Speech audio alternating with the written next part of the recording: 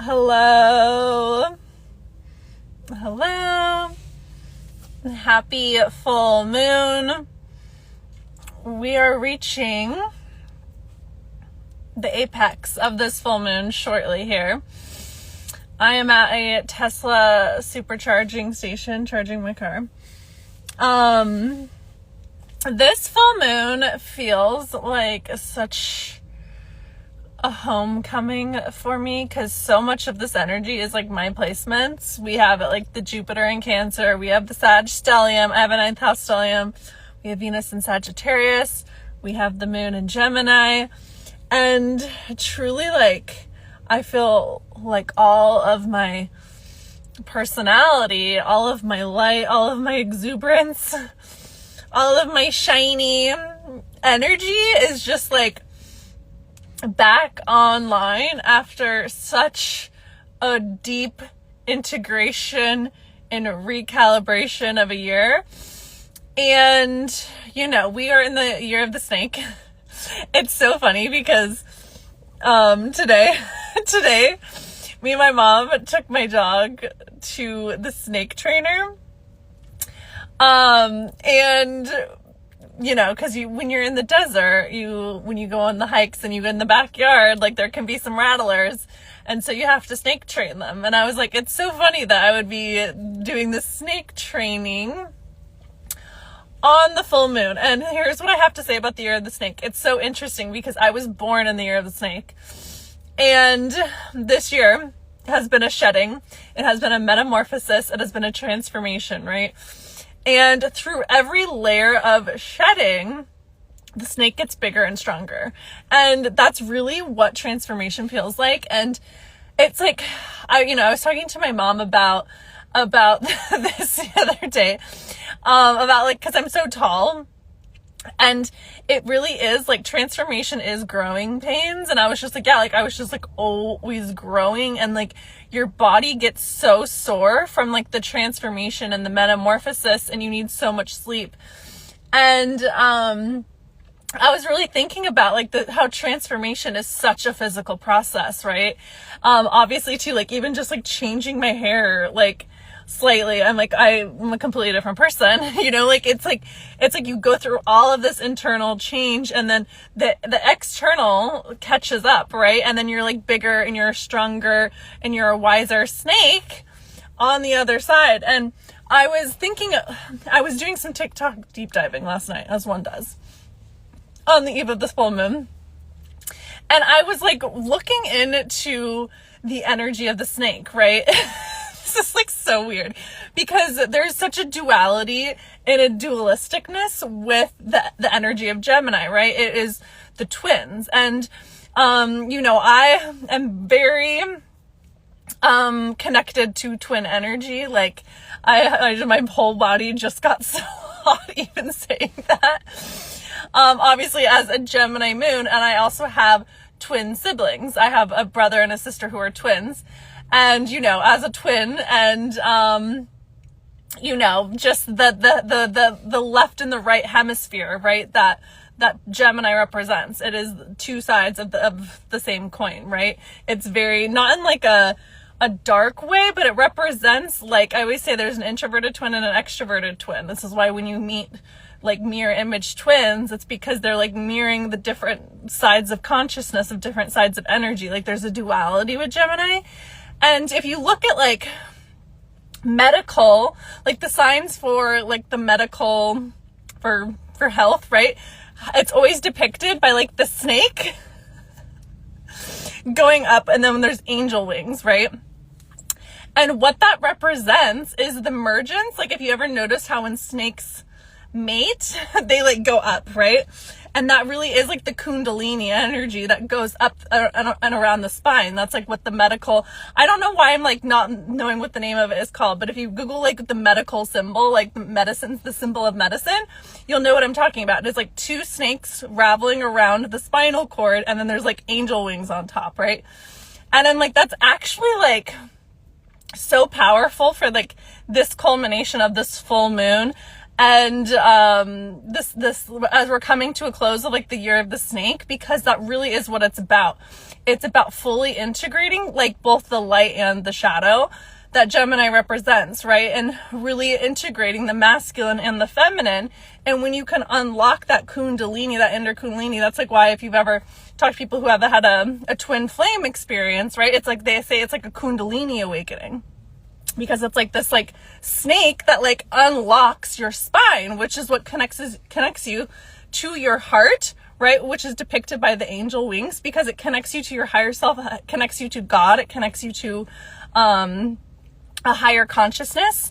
And that's really why, that's what the work is untangling your lower 3 chakras to open your heart, because everything up here is already open, but you have to move through the layers and the density and the emotions and the guilt and the shame, and really learn to unlock these the lower energies within your body, and really balance and integrate that masculine and feminine energy within yourself to unlock like heaven on earth, essentially.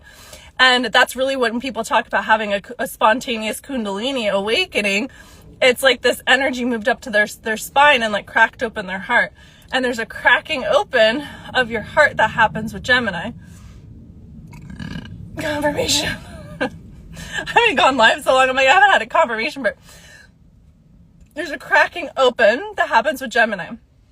And listen, as a Gemini moon, I'm like truly, I'm surrounded by Gemini energy. Like my dad's a Gemini. I have twins in my family. I'm a Gemini moon.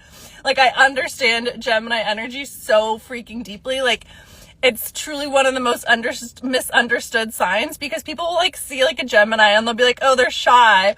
And I'm like, no, they're not shy. They're just stuck in freeze, right? And like, they're fucking brilliant, but they're not in their body, because low octave of Gemini gets stuck in freeze patterns of being numb, of being disassociative, of being immobilized, because they're not in their body. Because what happens is when you're not in your body, you're just like living out on your head, right? And so like the genius of the Gemini can't crack open, because the genius of the Gemini is expressed through its heart, right? It's like, that's why Geminis, we talk with our hands to express ourselves, to tell us the story, right? Because we use our hands, right? Like our palms are extensions of our heart chakras, right? That's why they call them healing hands. It's because we're using our hands as an extension of the light that comes through our heart out our hands, right? And there needs to be like both sides of the brain need to be activated with Gemini, right?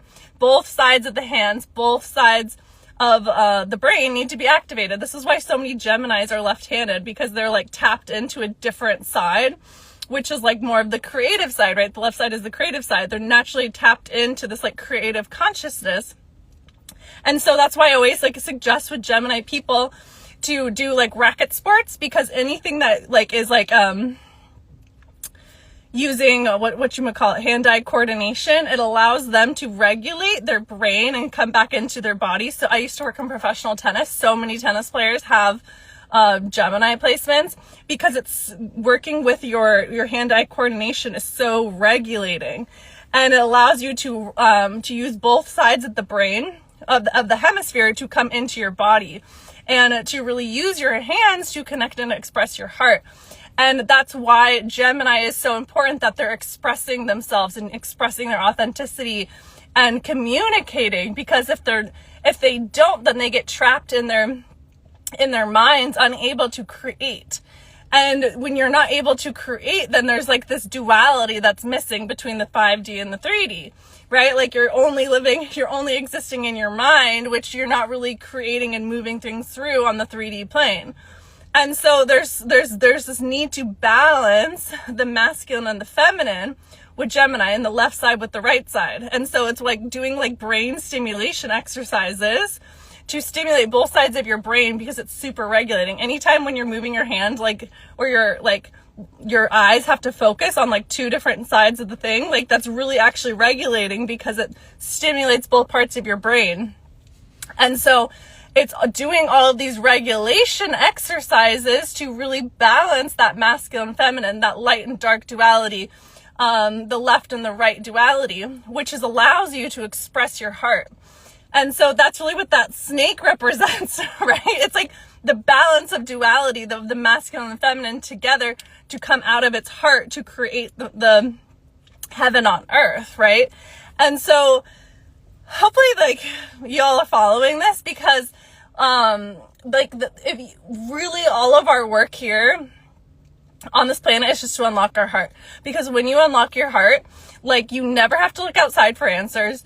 You are always guided because you're connected to your intuition. You have you're a clear channel for God, right? And you literally just are always taking intuitive action from your guidance. You're happy, you're fulfilled, you look different, you have a full like glow up because you're connected to that inner glow, that inner light, that inner vibrancy, that inner radiance, that je ne sais quoi. But the je ne sais quoi. But you have to be grounded in your body and open in your heart, which is what the work is. And so that really looks like is really clearing out all those dense emotions and really balancing and integrating that masculine and feminine energy. And as soon as you do that, your heart is just naturally going to like radiate, right? And so, and when you can communicate, right? Gemini is communicating. When you can open your throat chakra and speak on things, this is when you actually become a really powerful manifester, because you're just like literally giving the universe directions, and you're just like, this is who I am, this is what I'm about, this is my story, this is what I want, this is like how I'm communicating and connecting with people, which is connecting with people is a very powerful way to manifest, right? It allows you to get opportunities, allows you to come online and share your fucking story, or like share your message and market your message, right? And connect to other people. But if you're not grounded in your body and you're not connecting and opening your throat to share a message that's wanting to come through you, confirmation, then it's like God can't meet you there, right? God, you have to be able to work and co-create with God, but you also have to be like, all it requires is for you to allow God to move through you and to take action, because every single person is we're all just different expressions of God moving through us. And so if you are not allowing that expression to come through, this is where Gemini gets blocked, and it lives out in its head and in its mind, and it overthinks and it tries to control things, and it just spirals out internally and like has a really chatty, noisy mind. And what I'll say with Gemini is you like has to work through functional freeze. And especially with women, we have such strong functional freeze patterns because we were never taught how to like safely use our masculine to have a connection with ourselves and make ourselves feel safe. And we really learn to abandon ourselves or people please or overgive or really come from these codependent places, which actually just disconnects us from our bodies and disconnects us from that intuitive place. And so when you can actually reframe it and learn how to use our masculine to nourish and nurture and support ourselves, then we're actually free to create. And actually that actually is what opens your clear channel.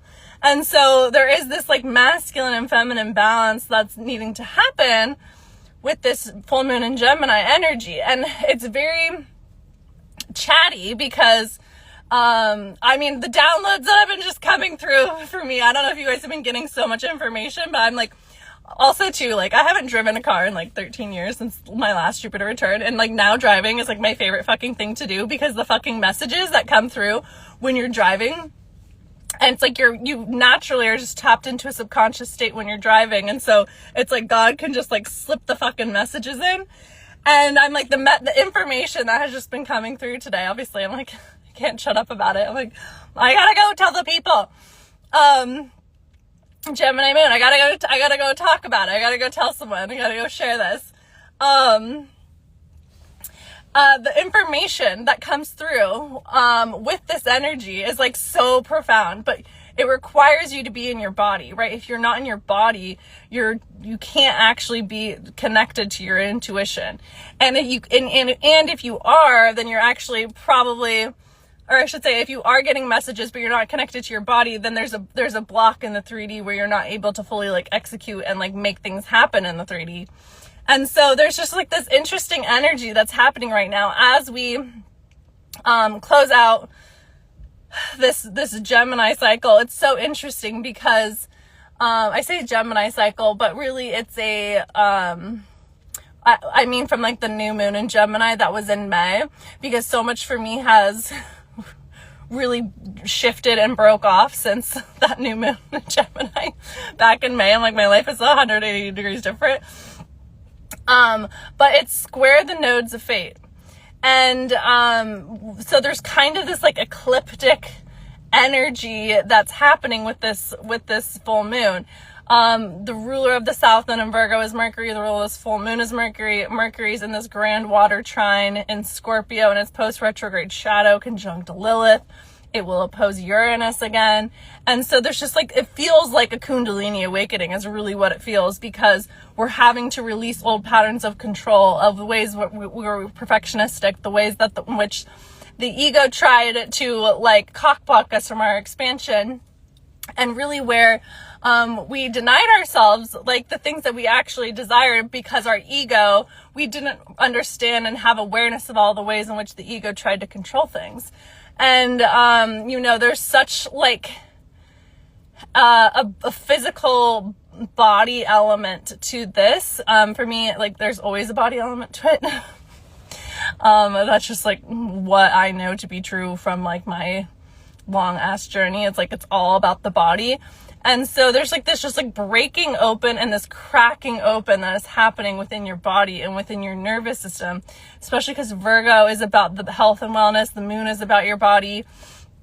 And it's like when you can actually come into your freeze state, when you can break free of a freeze state and you can come into your body, then that's when you actually can authentically express and expand and go bigger. And so the work really is just like every day, how can I go bigger to break these patterns in my nervous system every single day?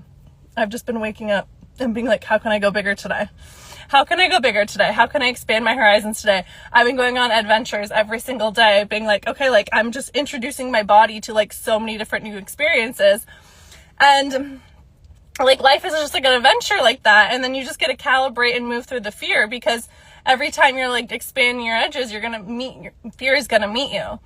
Like even like today with the fucking rattlesnakes, I was like, I wasn't actually scared. And I was like, oh, that's interesting that it didn't frighten me at all. Like, you know what I mean? Like and it's one of those things where it's like, well, you can see the snake in front of you, so it's not that scary because your brain can perceive of the threat. What we're really scared of is the unknown, right? It's like if we were in a room and we didn't know where the snake was, that would be fucking scary, right? Like, because there was like this unknown element to it. But because our brain can perceive the threat in front of us, then it's like, okay, it's not scary, right?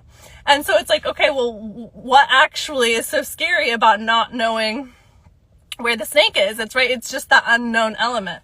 And so how can we actually trust the unknown, right? How do we trust that we're safe in a room with the snake without knowing where the fucking snake is, right? And it's like in that trust where the North Node in Pisces is, that divine trust in the Creator, the divine trust and the certainty that like where you're going, because like to live a fucking faithful life, you're not gonna have all the fucking answers, right? To be a co-creator, it's like, why would you want to know what all your presents are before you like unwrap them, right? Like that would just like spoil the fucking Christmas, wouldn't it? That just like spoils all the fucking fun if you know what all your gifts are under the tree before you even unwrap them. It the magic isn't as great then, right? And so it's like, actually, can we trust in positive fucking outcomes with North Node and Pisces, right? But so many of us, our egos are so used to controlling and expecting like worst case scenarios, when it's actually like, well, anything is possible. So why don't we just energize the best case scenario? Why don't we just energize the magic? Why don't we just energize the manifestation? And so it's having that really like so much diligence and discipline to always come back to that safe state, to stretch ourselves and really flexing our trust muscle with God that will be guided somewhere much greater than our little egoic small little brains, our little reptilian brains can lead us to. And so when we come back into our body and we open our heart, that's really just all we have to do to allow God to move through us. And when God's always moving through you, of course you're going to be supported. Of course you're going to be met. Of course, like, you can trust your fucking co-creator. And if you can't, that's where you got to work on your masculine, your trust with the masculine, right? And so it's like trusting your own masculine, because that's the thing. If you don't trust masculine energy, you don't trust your own masculine energy. And so there's like that reconciliation that needs to happen within you between your own masculine and your own feminine. And so that's what I just have to say on this full moon. And it really is about this coherence and this dance between the snakes, between the masculine and the feminine within you to unlock heaven on earth, which is living from your heart chakra. So if you have any questions, you can hop into my DMs, book a session, plan for 2026 now, because 2026, baby, we're off like a fucking rocket ship. It's going to be wild. February, the astrology for February is fucking bananas. I can't fucking wait. And as we really, the next 2 weeks are really a powerful time for you to, I just like made eye contact with my red fucking sports car.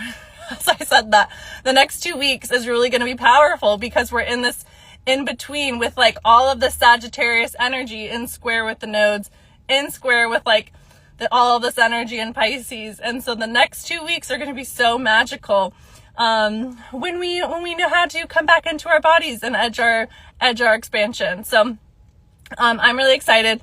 December is already a great month to begin with, and so much just like fate and magic and manifestations is happening. So make sure that you're consciously co-creating with the universe so that the universe can drop you in little gifts and messages and blessings and all of that sort of stuff. So that's my Sagittarius energy. I'm like, you got to get out into the world and like make magic happen. You know, it's like you're not even actually making anything happen. You're just allowing the opportunities to drop in your lap. So trust where you're guided to go. Trust what's being revealed. I have a full December energy breakdown on my YouTube. But I'm just like loving this fucking energy. Like, this is my energy, baby. So, sending you all my love and have a great full moon. Bye.